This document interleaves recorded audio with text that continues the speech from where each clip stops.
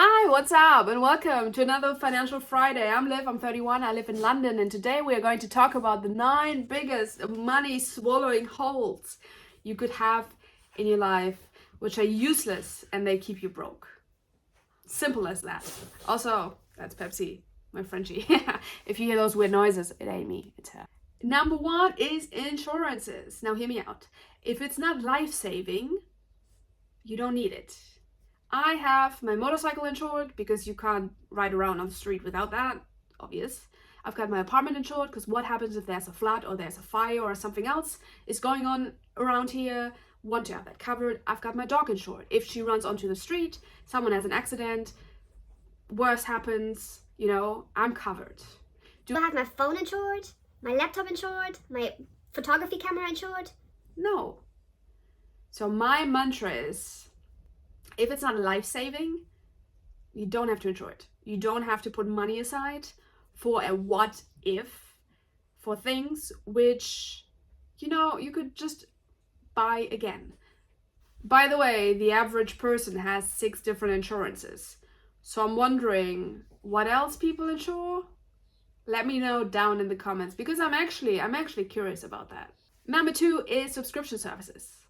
I'm just wondering, why do you need Amazon Prime, Netflix, and Paramount at the same time? You can't watch TV and TV series and movies and stuff all at the same time. Why don't you do like a shuffle? 3 months this, you finish your seasons, 3 months that, and then if something else, comes along, you can just shuffle around. It's like a circus. Circuit, not circus. Well, technically speaking, all the insurance companies and subscriptions companies are a circus, because they entertain you, or they get entertained by your money. But no, hands down, don't have many subscriptions. It's not worth it. As well as subscriptions in the gym, if you're not going, freeze it, or just don't have one. Why spending money on things you don't use constantly? Doesn't make sense. Number 3 of the things which are just a money pit are brand new cars. Now hear me out. Yes, it's a good smell and a lovely car. Oof, chef's kiss. But I live in London. I don't even need a car, because there's public transport everywhere. If you do need one, why not buy a second-hand one? A used car, because a brand new one, once it rolls onto the street, it loses 10% of its own value. Years later, at least 30% are off the initial price. Is it worth it spending thousands and thousands of pounds on a brand new car when you can get the one from the year before for half price? I don't think so. As well as that, with brand new cars, you need different insurances, which cost an arm and a leg. And you most likely need a loan for it anyway. And then you pay the loan on top of all of that. It's ridiculous. Live below your means and get safe from A to B in a used car instead of a brand new one. That's one of the money pits I wouldn't ever want to throw my hard-earned cash in. Number 4 is sort of part of the social norm nowadays, and addiction. So alcohol, drugs, cigarettes, nicotine, all of that. I say away from it. First of all, I don't indulge in it. I don't need alcohol to be happy and, bubbly and jump around and have fun. But also, I've got a histamine allergy, so I can feel it in my body. But anyway, that's a different story. I like my life, I like my lungs, I like my body, and I want to keep it that way. And I like my money in my bank account and in my savings account, and not being washed away, thrown up, inhaled, or whatever. Number 5, yes, come at me, but I'm going to say it anyway. Going out to eat at a restaurant, or going to a club and celebrating and partying all night long. It is bloody expensive, especially in London. If I go to a restaurant, it's at least 40-50 quid per night, per person. I haven't been clubbing in years, so I can't even tell you how much money that must cost. But if a pint already costs 7 to 8 quid, I can't even imagine. Yes, the food is lovely and you pay for the entire experience and everything, and you can treat yourself every now and then. But going out or ordering food 3-4 times a week is unnecessary. It's a money pit. Instead, learn how to cook. Follow YouTube videos. Make a fun date night out of it, or a girls' night with your friends. And that's what I do, is meal prep. So you don't have to constantly cook. You can just heat up your food and you save a lot of money. if I do go out to restaurants and eat out with my friends and all that stuff, sometimes we use Groupon, sometimes we use different vouchers and find deals online. Certain restaurants and certain days also have cool deals, so I always participate in those things, and it's just fun. You have lovely food, but you're not spending all your hard-earned money. So that's definitely. Number 6 is impulse shopping. Sales. They get us all.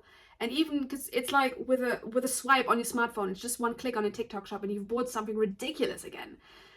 Small things do add up at the end of the day. Do you really need it? Or do you just want to indulge in it because it's a trend? Or because you just, want to feel something? No.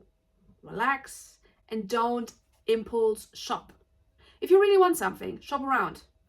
Have like a 7-day, 30-day limit in your head where you have to wait at least 7 or 30 days before you actually buy it. And I swear to God, it changed my whole perspective. And I'm buying way less, which is good for my bank account. Woo! Number 7 is, personally speaking, an easy one. Live below your means. You don't need a massive house. You don't need a massive car. You don't need extravagant like clothing and designer stuff. That's all money pits. If your house or your apartment is a tiny bit smaller, you also spend less on electricity and heating. It's a win-win situation because who, as a single person, needs like a full bedroom apartment? Prove me wrong. I'm sorry, but it's unnecessary. Number 8 is kind of ridiculous to me. My sister does it and I just don't get it. My sister goes and books a trip through a third party. They have to make money off it. And she spends more money booking it through the agency than just booking it all separately herself. I don't understand it. Why would you spend more money for the same exact things? You know you have to get to the airport, you have to fly out, you need a transfer to the hotel, and you need the hotel. Why don't you book all these 4 things just separately yourself? Instead of hiring someone, you also have to pay for the same experience. I don't get it. Number 9, if you already have an emergency fund and all that stuff and you have all your money in a normal bank account, why not move it to a savings account which gets you interest?